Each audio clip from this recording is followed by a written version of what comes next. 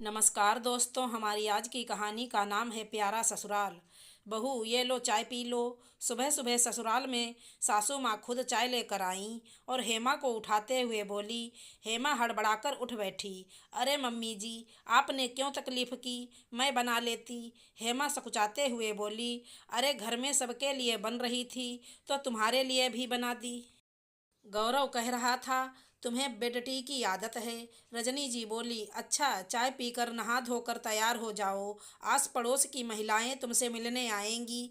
ये वो लोग हैं जो शादी के वक्त नहीं आ पाई थी। रजनी जी कहकर चली गईं। तो मैडम कैसी लगी यहाँ की चाय? माँ के जाते ही कमरे में अपना कप थामे गौरव ने आकर पूछा। गौरव, मेरी माँ ने तो कहा था ससुराल जाते अपना काम खुद करना और जल्दी भी उठ जाना, पर ना तो तुमने मुझे जल्दी उठाया, ना ही मुझे चाय बनाने को कहा। हेमा आश्चर्य से बोली। माँ ने कहा था कि नई बहू को आराम करने देना।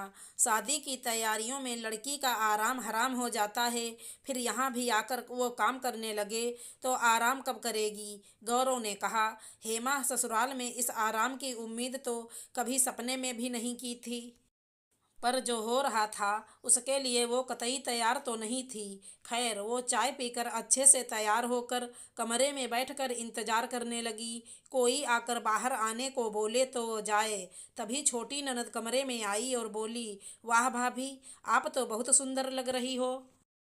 काला टीका लगा लो, किसी की नज़र ना लग जाए। सुन, हेमा मुस्कुरा दी। सभी महिलाएं हेमा को देख तोहफा देती और तारीफ के पुल बांधती जा रही थी। हेमा घूंघट में चेहरा किए चुपचाप बैठी हुई थी। हाथों में पकड़े तोहफे से उसका हाथ दुखने लगा। वो कहाँ रखे सोच ही नहीं पा रही थी।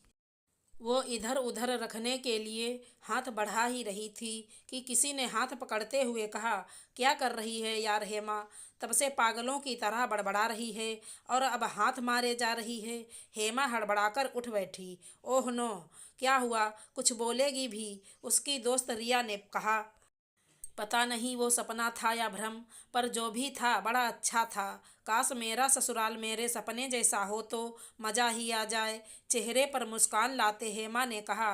क्यों मैडम, अभी शादी के 4 दिन बाकी हैं और अभी से ससुराल के सपने देख रही हैं? ये तो बता, मुझे पहले से क्यों बुला लिया?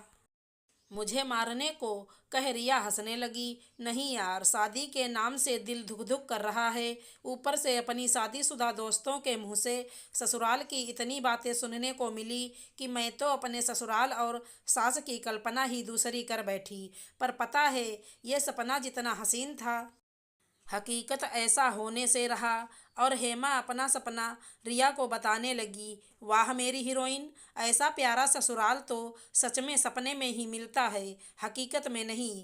कहते हुए दोनों जोर जोर से हंसने लगी। कितना हसीन है ना सपना। वाकई में ऐसा ससुराल मिलना सौभाग्य की बात होगी। कुछ दिन थोड़ा प्यार जता भी दें, पर फिर वही सब होता है जो चला आ रहा है। आराम और ससुराल में सपना ही तो है। आशा करती हूँ हमारी कहानी अच्छी लगी होगी। धन्यवाद दोस्तों।